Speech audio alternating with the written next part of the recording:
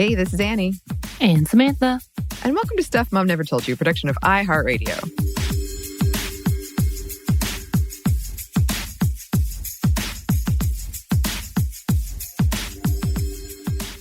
So for today's Vinny, I wanted to start out with a question for you, Samantha. Okay. How did you start this pandemic? Because I know it was you. Oh, yeah. Specifically me? Yeah. Absolutely. I would say by traveling to LA. Uh-huh. And it just existing, of course, right? Yes. Inevitably. That's how it goes. Mm-hmm. Well, mine is my New Year's resolution was to run less, to stay in more, to eat more, and to drink less. So I feel like the universe heard me and said, okay, be careful what you wish for. There's only one way we can do this. Yes. Total shutdown of the entire world. Yes. Yes. I'm not saying I'm succeeding in all of those things, but it's just funny. Almost the week before quarantine started, my therapist told me, you need to stay in more. And I was like, I'll try. Right. Thanks so much. This is something I've noticed. Everybody has that kind of thing where they feel like, oh, remember when I said I was going to go to movies more? That's why this pandemic is happening. And it's sort of a joke, but we did want to talk today about guilt around COVID-19 and quarantining and pandemic, because this is something I have been struggling with a lot lately, and I know a lot of my friends have. And we've done episodes on women and guilt before and how women are so ready to take on the blame. I am experiencing it so hardcore. Trigger warning before we get into this, some talk of illness and death, but not much, nothing graphic or anything. And just want to say, this one's pretty conversational, but I did, when I was kind of looking into what other people were saying about this, the CDC has even written about it and said, quote, as it turns out, coronavirus guilt is a, quote, common reaction. Mm-hmm. So not just me right. feeling this. So yeah, in my experience, I've almost been hamstrung by guilt lately. I can't order delivery because I feel too guilty about that. I can't order groceries because I feel too guilty about that. I don't get anything from Amazon. I just overcome. I can't go outside. People keep telling me, you are somebody who needs to go outside. This is one of your coping mechanisms. You need to go outside. I can't do it. I'm just so wrapped up in it. Right.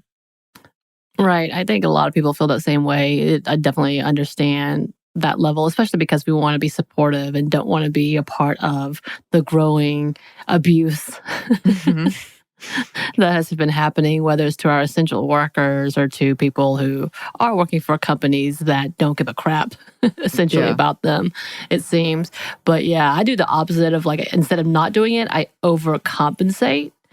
So I will be the one that will, if I order from a restaurant, from a delivery service, I will call them. I will find out who they are. Yeah. And send them cash directly, because I'm like, I can't get it delivered any otherwise. Mm-hmm. And then, like, I will also compensate the delivery driver extra because I'm like, I'm a dick who decided I needed food to be delivered to me. But yeah, I definitely am with that, because I'm like, how do I make sure that I am taking care of everyone, because I am okay and I shouldn't be. And if I am, then I am responsible for those who are not okay. Right. And that's another aspect that I know we and some of our coworkers have talked about, is that people who are fortunate enough to still have jobs, there's sort of a survivor's guilt. That's not exactly what it is, but it's very similar around that and around having a job that is safe. Like, we can do our job from home, so we don't have to risk ourselves and people we care about to keep working. And I do want to say here, guilt can be a really healthy thing. And we're going to talk about that more later. And it can inspire you like to take care of other people and to look out for other people. It's when it sort of gets out of hand that it becomes a bad thing. And with guilt, and this is sort of a tricky thing, but you should definitely always check your privilege, remember your privilege. Don't make people feel bad for your guilt. But it is okay to feel these feelings and to acknowledge them, accept them, and hopefully move on from there. But easier said than done, perhaps. And then there are a lot of other guilts that people are experiencing. Guilt at not being there for family, for instance. I'm certainly have that around my mom, and not being able to be there for her because, as listeners know, had kind of a rough time lately. So that's hard. Not being as emotionally available. I haven't really experienced this, but I have a lot of friends who say that they feel really bad, that they know that they have friends who need help or the family that need help, but they don't have the energy or reserves to do it. Right. For parents, there's a whole other world of guilt. Guilt at letting their children watch too much TV or not being a good homeschooler for this thing you were never trained to do, not being a good teacher. Maybe just because we've talked about that all the time too. There are all these expectations on parents. Right. Especially mothers. Yes. And not being able to live up to those in a way that society has told you perhaps that you should. Being a super mom means you can handle this stress. Yes. You're born for it. This is what you were made for. Exactly. Incorrect. Yes. Very correct. And then I read accounts of people who feel really guilty for passing the virus on to loved ones or not being able to be with sick loved ones or not being able to attend the funeral. I've already had a few experiences with this already, and it is awful. It's heart-wrenching when you're having to make these calculations of how can I hurt the least amount of people in this very sad situation. And where, it's already tough. Grief is already tough. You want to be there for someone if they're asking you to be there for them. But then you know that being there can make things worse. Right. So there's all that guilt around that. And then I've had guilt around lately. I have had a lot of friends reach out to me and just feeling very, very hopeless. It's hard to know what to say in those situations. I'm sort of a goofball and I'll tell you jokes or I'll try to distract you or something like that. But I don't have any concrete thing that doesn't sound trite or that I know they don't want to hear, if that makes sense. Right. So I just try to listen.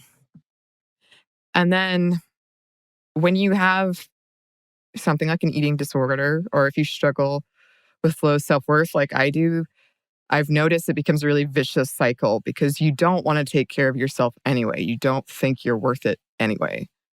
And so if someone's telling me by not going out, I could potentially be saving someone's life, then okay, yes, I'm not going to go out. And absolutely, I'm not going to order any food. And I have an eating disorder, so I didn't want to do that anyway. And to have that constant battle of trying to convince yourself you are you have value when you just don't. And you have to face it every day with small decisions you didn't used to have to face it before. It's exhausting. And it's really bad for your mental health. And we've seen that come out more and more recently with experts saying this is a mental health crisis. Right. Which makes sense. And I know a lot of people are struggling with it. But I have noticed it's not all bad, Samantha. Okay. There are silver linings. One is I do feel less guilt than I used to about what I would have once called frivolous activities or not being as productive. Right. Which is, that's good. It's good that I can write my fan fiction and I am able to say, this is this is self-care and this is better than other things that you could be doing. Right. And I think that's the absolute truth. And overall, just kind of going back about being in this cycle of not being able to care for yourself because you feel guilty. If you care for yourself too much, then you're being, I'm guessing, selfish. Yeah. That would be the term, which again is a lie when we all talk about, and I'm really glad that we'll be talking about this soon. We read the book Untamed because that is one of the things that she struggled with, obviously, Glennon Doyle, who is the writer, but just an overall self-understanding is if you don't care for yourself, you can't care for others. And it's just an automatic thing.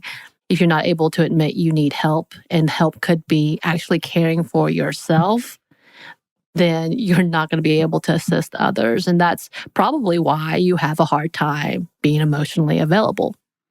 Because if you can't do that for yourself, how are you able to do that for others? And understand it's not something that you automatically know. It's something that you have to learn. And what that looks like for you is different for everybody else. And that's okay too. And a part of that release and a part of that understanding of yourself is knowing that this is a weakness. And that's okay too. Yeah. All right. Because guilt is totally normal during times of stress and can be healthy, but it can spiral and get out of hand very quickly, especially for someone who may be overly empathetic, overly conscientious, and especially likes to be distracted, right? So the experts say to acknowledge the guilt and to label it and then accept it. And it is what it is. I know people hate that phrase, but for this instance, it is. It is exactly how it may be. You call it out, you accept it, and you keep going. That's how it goes. To try to reframe how you think and be aware of any potential unhealthy behavior you're doing to relieve it. Again, you know your weaknesses, you know your triggers, hopefully. If not, that's something you need to work on. Watch your self-talk. Show compassion to yourself. And I think it's really, really, really important right now. I had a conversation with friends. We were talking about relationships and everybody's on edge and everybody's arguing about trivial things because everybody's anxiety is heightened. So yes, you're going to notice more and more and more all of your negative attributes as well as other people's negative attributes. It just happens. It's going to happen, especially when we're stressed. That's what we do. That's what we turn to. But yeah, one of the things that you have to start thinking about when you're talking about these issues, and just like for you, Anney, you have a therapist, which is phenomenal. But you also have an outlet with this show because you can kind of think of, and for me too, let me try to guess. We have an outlet in this show to be like, this is what I'm thinking about. Let's talk about it. And that's called labeling it. That is labeling it. And I think once we as individuals figure that out for ourselves, what does this look like, and being able to label it and may be able to talk about it and may be able to write about it and may be able to compare it to whatever situations that you see in books and entertainment, something that helps you delve into those anxieties, that label of guilt. What is it and how do we break it down? Right. And that is another thing that has been really difficult for me, but I think ultimately is really healthy. One thing is I've gotten a lot more conscientious about why are you thinking this horrible thing about yourself right now? Like, what is it? And even if it's just for 2 to 3 seconds, if I can, okay, this is not a helpful thought. Why is it there? And so that overall, I have seen a lot of progress, honestly. And I don't know that, obviously, I would not have wanted this to happen, but I don't know if I hadn't been trapped in my apartment, that it would have. I would have always found some other distraction or some other thing to do until it became a priority. The trying to show compassion, I'll try to, and I know we've all heard this advice before, but try to think of yourself as a friend. Would you ever say that to a friend? So I've tried to monitor that, and I'm making strides. You are. Again, this is something that you've been struggling with, and you're like, I need to talk this out. I'm like, yes, you're not the only one. We all have a different level of guilt, and we handle it very differently. We acknowledge it very differently. And I love that. And I think that's the point of any conversation. And hopefully listeners will agree, and hopefully they'll let us know how they're handling their guilt, because we want to know, how are you handling it? And you're most likely, what you're doing, if it's working for you, it can work for others. So we need that. Yes. If you would like to send that info to us, we would love to get it. Our email is stuffmediamomstuff@iheartmedia.com. You can find us on Instagram at Stuff Mom Never Told You and on Twitter at MomStuffPodcast. Thanks as always to our super producers, Andrew Howard and JJ Posway. Thanks, guys. And thanks to you for listening.